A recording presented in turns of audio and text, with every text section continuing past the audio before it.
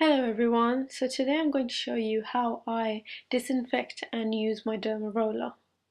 Let me start by showing you the three different rollers that I have at the moment.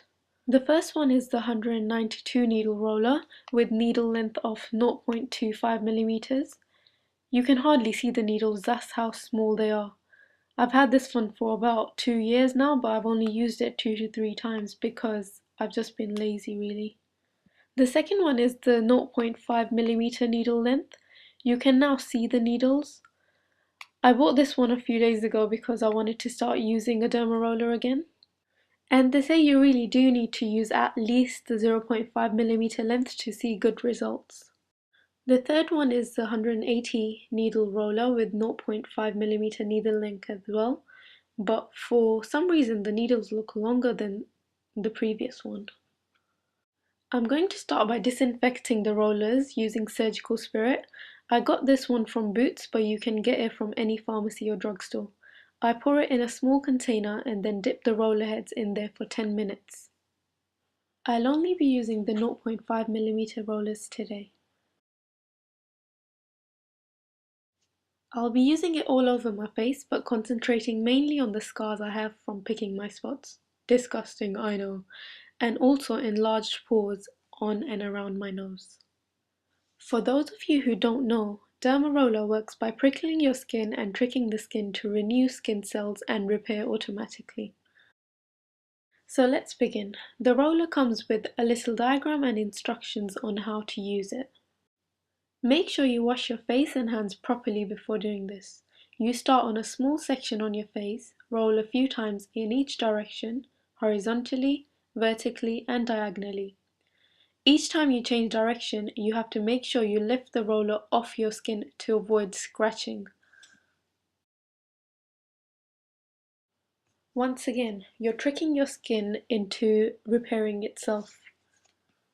They say the rollers are really good to get rid of blemishes, scars left by acne, stretch marks, and also that it strengthens and thickens the top layer of your skin, which causes less wrinkles and fine lines. If you have active acne on your skin, you cannot use this. You'll just end up spreading it all over your face, which is not good and not helping you at all. As you can see, I'm taking small sections and doing the same thing all over my face, bit by bit. I'm concentrating mainly on the problem areas where I know I have more scars and enlarged pores. It might look a bit scary, but when you're doing it, it doesn't actually hurt.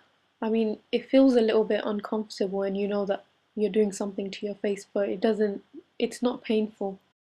You get used to it quite quickly and then you start applying more pressure than you did when you started. When you get the DermaRoller done professionally, they numb your face with a numbing cream and use a longer needle length, something like 2 millimeters. Just remember to lift it when changing direction because you can make yourself bleed if you don't. You just end up scratching yourself violently. Other than that, the roller doesn't make you bleed. You can see my face is getting a little red, but it's not that major.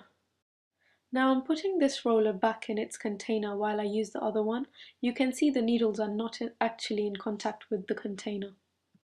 I'm using this 180 needle roller for the sides of my nose. This is the first time I'm using this roller and to be honest, I really don't like it.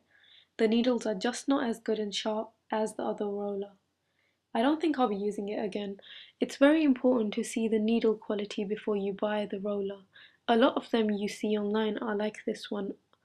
Usually I've seen pictures of the black handle rollers with the purple head. I think they all have really blunt needles and they're really not good on the face. While we're talking about needles, the needles on these rollers are made of titanium. I know a lot of companies go on about how the surgical steel is better and all that. That is just not true. They're probably just trying to sell their product. Titanium is actually more expensive than surgical steel, and it is safer as well, because some people can be allergic to the nickel in the surgical steel. Surgical steel is cheaper, and that's why I think the companies advertise it more. This is just my theory. Okay, so I'm going over my nose with this roller because I really do like this roller much better than the other one. And I just want to be sure that I'm getting all the areas covered. I don't use the roller around my eyes. I'm a little bit scared that it will start bleeding or something because the skin around your eyes is meant to be thinner than the rest of your face.